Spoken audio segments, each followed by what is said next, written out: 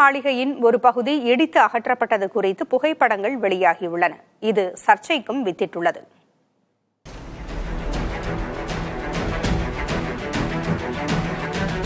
அமெரிக்க தலைநகர் வாஷிங்டனில் அமைந்துள்ள வெள்ளை மாளிகையின் கிழக்கு பிரிவு முழுமையாக இடிக்கப்பட்டிருப்பது செயற்கைக்கோள் படங்கள் மூலம் உறுதி செய்யப்பட்டுள்ளது. புகைப்படங்கள் மற்றும் அறிக்கைகளின்படி இடிக்கப்பட்ட பகுதி தற்போது இடிபாடுகளால் மூடப்பட்ட கட்டுமான தளமாக மட்டுமே காணப்படுகிறது. இந்த இடத்தில் அமெரிக்க அதிபர் டிரம்ப் இந்திய மதிப்பில் சுமார் 2500 கோடி ரூபாய் செலவில் புதிய பிரம்மாண்ட பால்ரூம் ஒன்றை அமைக்க திட்டமிட்டுள்ளார்.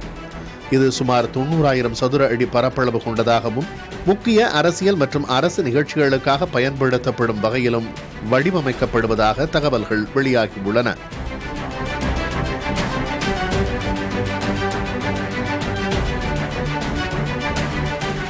டிரம்பின் திட்டம் குறித்து வெளியிடப்பட்ட அறிக்கையில் இதற்கான நிதி வரிப்பணத்திலிருந்து செலவிடப்படாது, முழுமையாக தனியார் நிறுவனங்களின் நன்கொடைகள் மூலம்தான் உருவாகும் என்று குறிப்பிடப்பட்டுள்ளது.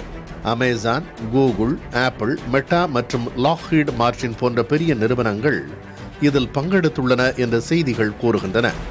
எனினும் அமெரிக்க வரலாற்று பாதுகாப்பு அமைப்புகள் மற்றும் அரசியல் விமர்சகர்கள் வெள்ளை மாளிகை இடிப்பு குறித்து கடும் எதிர்ப்பு தெரிவித்து வருகின்றனர். அவர்கள் வெள்ளை மாளிகை என்பது ஒரு தேசிய மரபு கட்டிடம், அதனுடைய வரலாற்று மதிப்பை இழக்கச் செய்யும் நடவடிக்கை இது என்று கண்டனம் தெரிவித்துள்ளனர்.